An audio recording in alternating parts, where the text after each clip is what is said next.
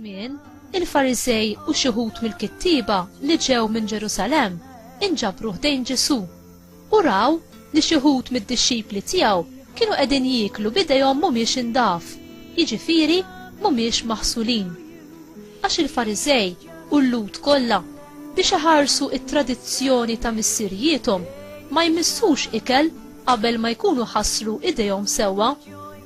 Hekk ukoll wara li jerġgħu lura mis-suq ma jiklux jekk ma jinħaslux u għandhom bosta drawwiet oħra li baqgħu marbutin magħhom minn żmien għal ieħor bħalma huma il-ħasil tat-tazzi u tal-buqari u tal-ktili tal-bronz.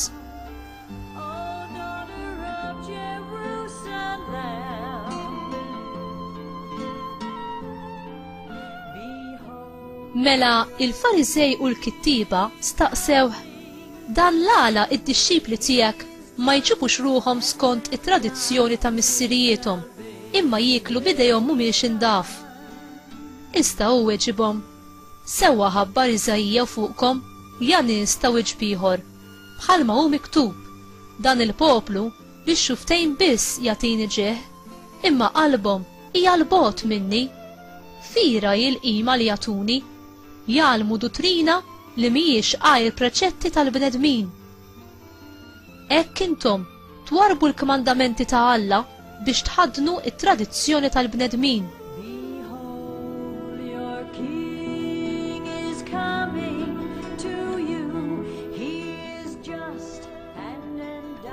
U qalilhom, ħelu, iġġibu fix-xejn il-kmandamenti ta' Alla biex tħarsu it-tradizzjoni tagħkom.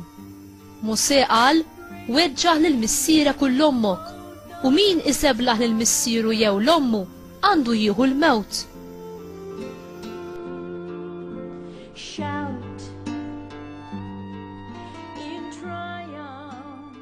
Imma intom tgħidu, jekk wieħed jgħid lill-missieru jew l-ommu, il-ġid li għandi li jista' jkun ta' għajnuna għalik huwa qorban, jiġifieri offerta, intom imbagħad ma tħalluh jagħmel xejn iżjed għal missieru jew ommu.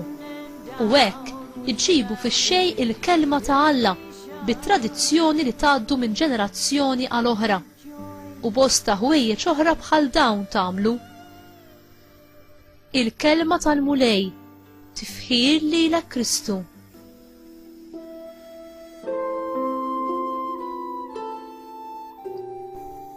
X'jagħmel persuna imtebba u ħatja ta' dnub? Ġesu jakkuża lill-Farisej u l-kittiba minn żewġ affarijiet. L-ewwel għall-ipokrisija tagħhom. Kienu jidhru li qed jimxu skont il-liġi ta' Alla biex jintoġbu min-nies, filwaqt li f'qalbhom kien hemm ħsibijiet u intenzjonijiet ħżiena. It-tieni akkużahom li abbandunaw il-kelma ta' Alla billi imponew fuq il-poplu l-argumenti u l-interpretazzjonijiet tagħhom ta' dak li Alla ried. Ġesu japplika għalihom il-profezija ta' Iżajja li nsibuha f'Iżajja kapitlu 29 vers 31 li kien akkuża n-nies ta' żmienu li lil Alla f'ommhom biss iberkuh imma qalbhom kienet il-bogħod minnu għax ma kinux jobdu il-liġi ta' Alla.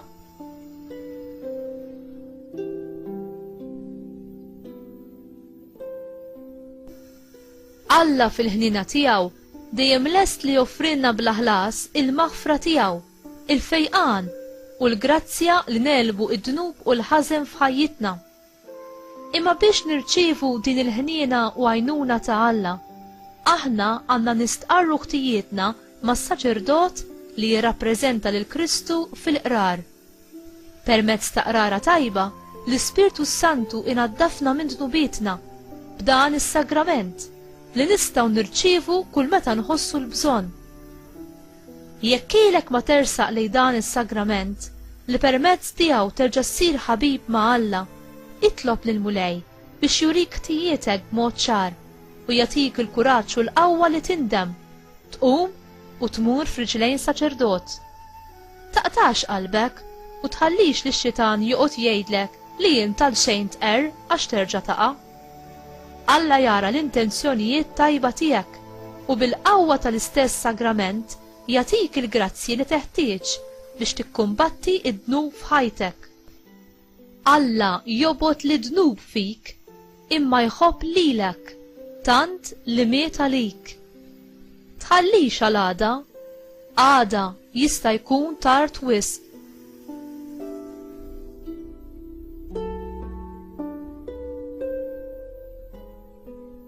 Mulej, għatini l-grazzja li nersaq ta' spiss biex nirċievi il-maħfra tiegħek fis-sagrament tal-qrar u tħalli l-ebda skuża f'moħħi issom nil-bot milli nitħabbeb miegħek u ngħix b'qalb safja.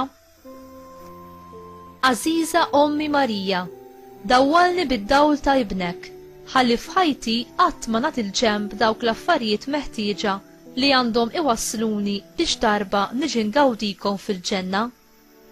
Amen.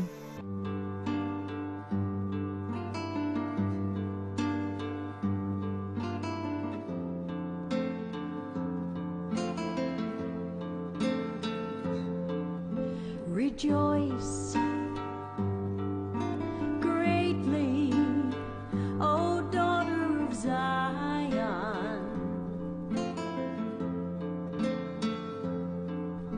Shout in triumph, O daughter of Jerusalem.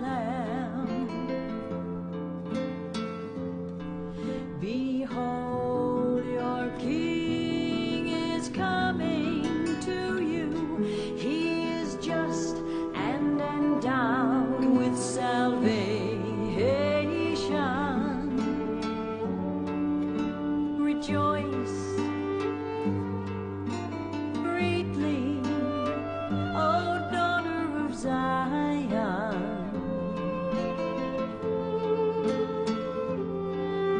Shout in triumph, O daughter of Jerusalem.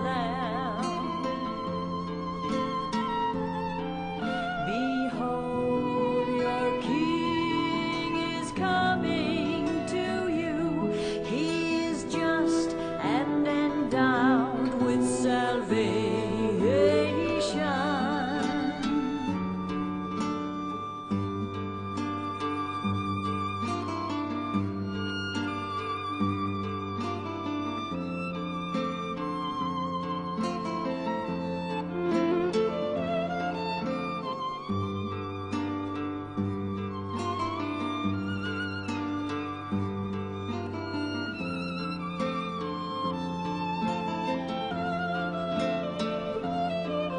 Behold, your King is coming to you. He is just and endowed with salvation. Rejoice greatly, O daughter of Zion.